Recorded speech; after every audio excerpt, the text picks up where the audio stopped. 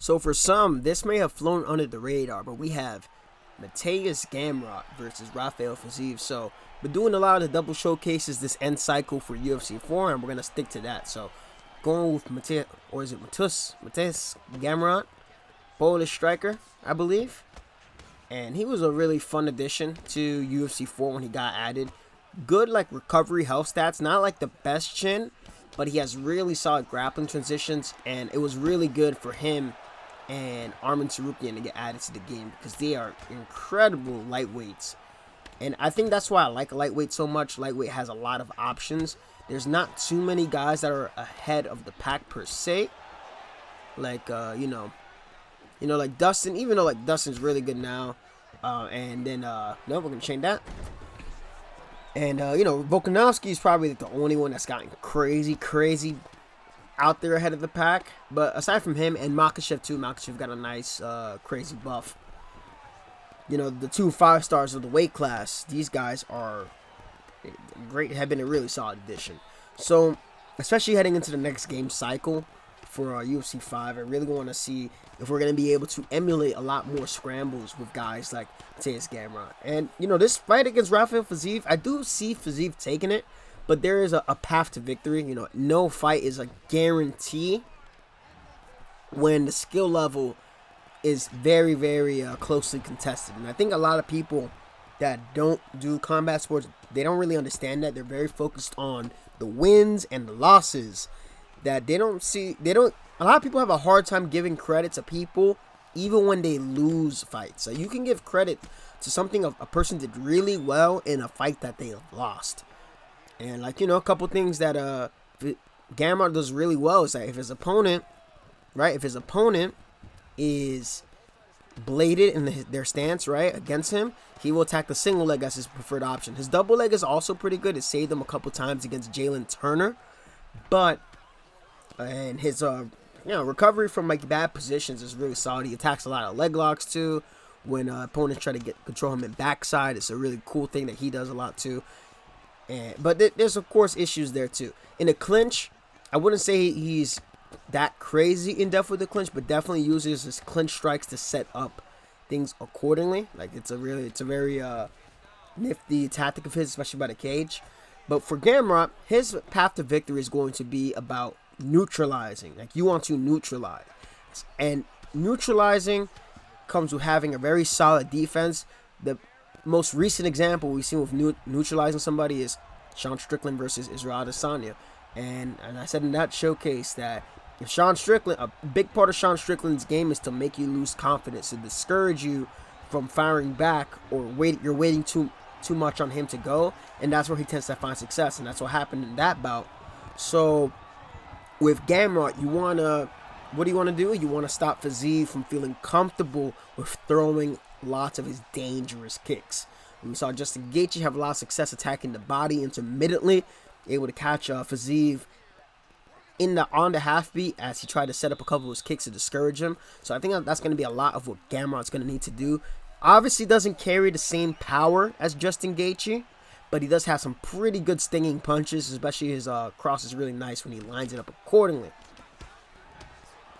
Oh my gosh, the new uppercut input is is making me throw overhands, right? If you guys if you guys know, you guys know. But you know what? It might be a good thing. Maybe fire off more overhand counters. Oof. That conversion. We'll try to strike a little bit more. Gonna get to same stance here. Target the body. Sap away at the cardio of Mr. Fiziev. And this is this guy's playing the outfighting game. So he's waiting until I enter a specific range, and then he's trying to crash with strikes. There you go. Mainly the forward moving 1-2. And if you ever want to give any criticism with regards to UFC 3, 4, it's the sliding that tends to happen and how fast they're able to slide back after a big forward commitment. Even if the shot lands, oh, come on. That too. I threw a body attack there with the body teep, and it converted to a knee, and I ended up getting rocked. So, not good, but it wouldn't be a Gamrot fight if I didn't get rocked, right? And we know he's not going to try to take us down. So, really, we only got to focus on head damage. Good kick. I like when that animation lands and, like, you actually see the leg move because of the impact of the kick. It gives a much more realistic feel. Man, this is... I can't wait to really watch this bout. I got to check the time.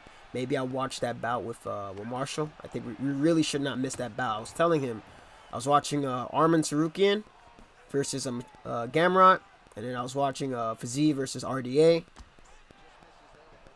because that's kind of like, whenever I do showcases, whenever I do showcases, I try to watch a good fight for the fighters I'm going to showcase, right? Especially if I want to showcase them well. And even, I did think that Gamrot lost that bout against Arman Tsarukyan. I did think that he lost that bout upon rewatch. I'm like, I think Arman took that 3-2. Still a very, very fun bout to watch. It was a very, very fun bout to watch. Especially his submission of Jeremy Stevens in the first round was incredible. Like that Kimura. Yo, I've got done jiu-jitsu. That Kimura is a filthy thing if you ever had to deal with it from a high level black belt. My instructor, that man is nasty with that shit. Okay. He is slowing down.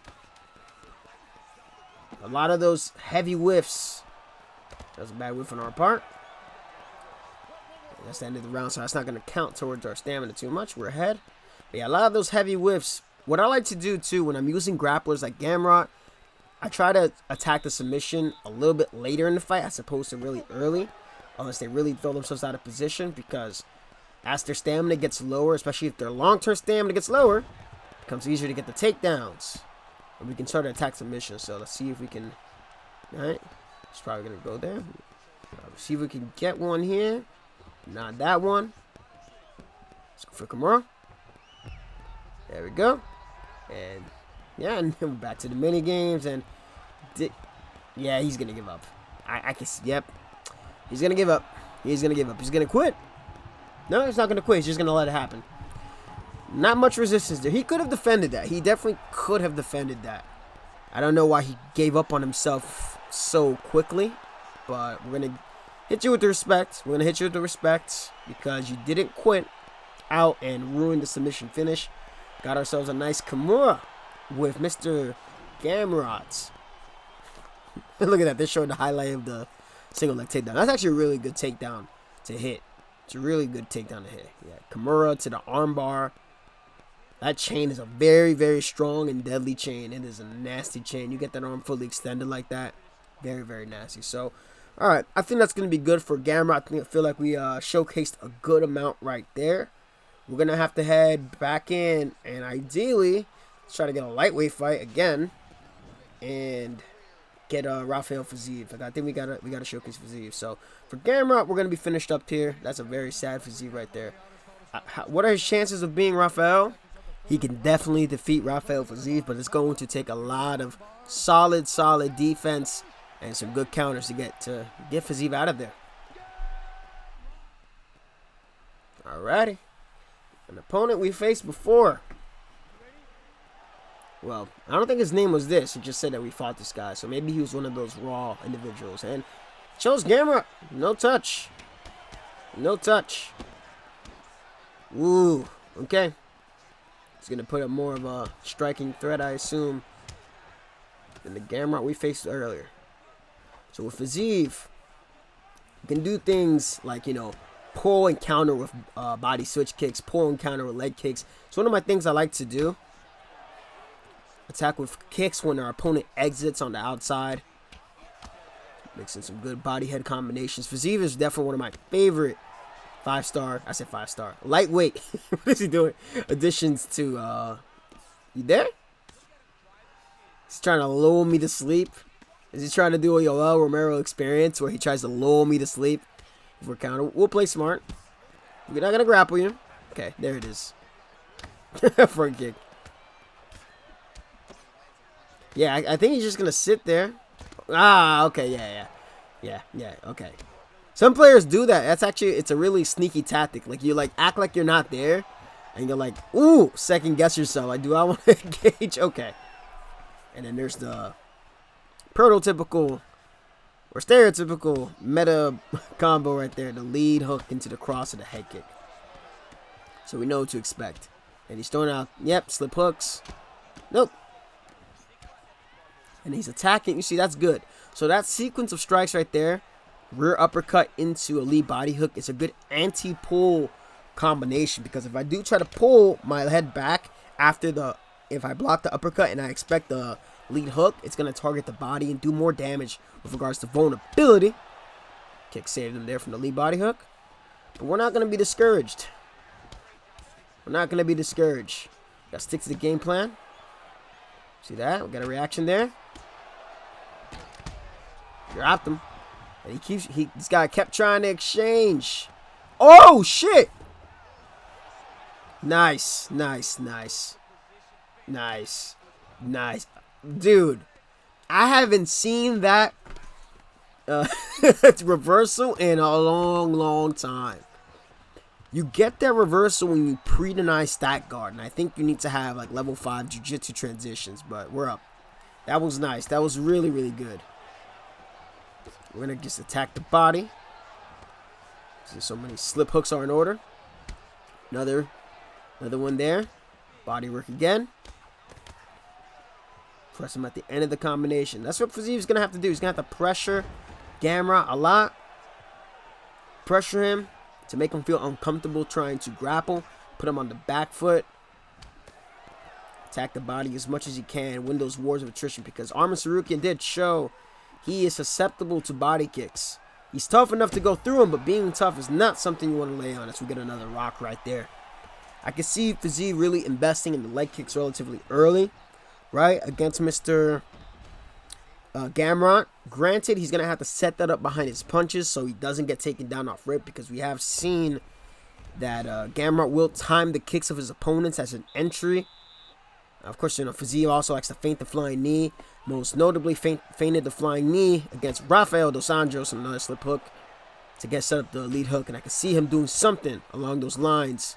Relax. Oh! Okay, he tried to pull. He tried to pull. Oh, man. Oh, man. He went for the slip hook. We attacked the body instead of trying to go with a check hook counter or hook counter. He tried to pull right after he did that slip hook. I know he, yep, a little bit right there. He tried to pull, and we were able to perfectly target the liver. Oh, man. Well, that's a beautiful finish. Yeah, so for Fiziev, work your kicks, work your counters, and you can get Gamrot out of there. But that's going to be it for Mr. Rafael Fiziev. I think we showcased both of the fighters pretty well today. May the best man win later today. Number 17, I'm out of here.